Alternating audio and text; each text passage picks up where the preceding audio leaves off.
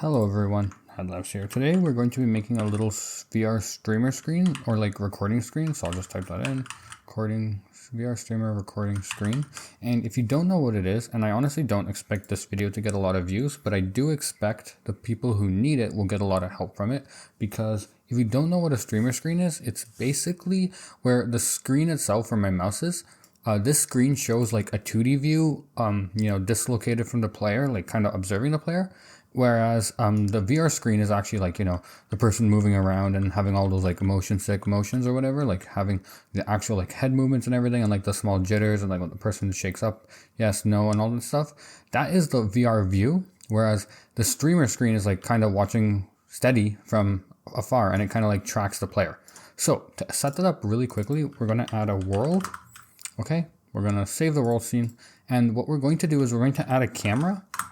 That will be the camera that our computer screen will see. So that's what the person uses to record. And then we are going to have like a mesh instance, just so we have like a frame of reference of what's going on. So I'm going to make a simple plain mesh, set its size to like 10 by 10 or whatever. Doesn't really matter. I'm going to click Control 2. Oops, I'm going to like click anywhere in my scene, and I'm going to click Control 2. And I'm going to click on my camera. I'm going to click preview. Oops, I'm going to click preview. Excuse me. I'm going to want to drag my camera in a place where I think it will look good when, someone is recording. So what they'll see is this bottom view over here. So what I have to do is I have to go over here to other node and like make a new scene, other node, and then attach an XR anchor 3D. So that's where like the person's, position is in the game. And then what I want to do is add an XR camera. That determines, like right now I have a headset on, like, there we go. I have a headset on right now. So that is the XR camera, wherever that headset is. So XR camera, sorry. We have to make this XR origin 3D. My bad. XR origin 3D.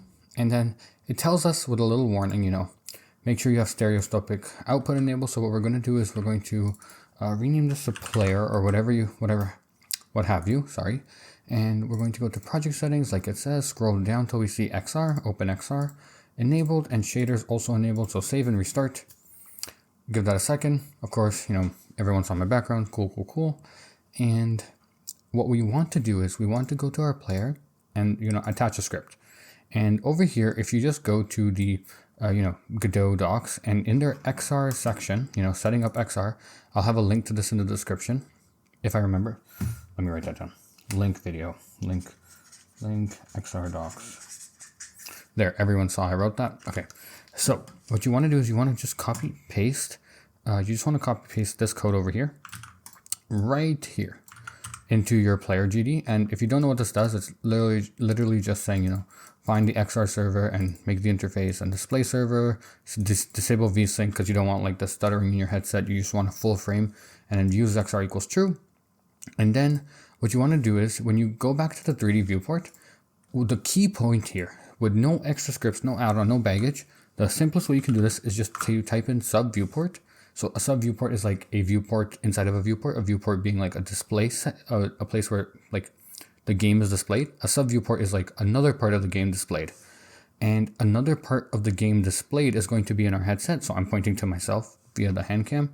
And if I just link my player, so I'm going to instantiate my player into the sub-viewport, my player is going to be there. And just to make it easier to see, I'm actually going to turn off these, and I'm going to attach to my player's XR camera 3D. This is not like important, but I'm just going to attach a mesh instance of let's do a prism mesh, and let me just slap on, can I? I believe I can.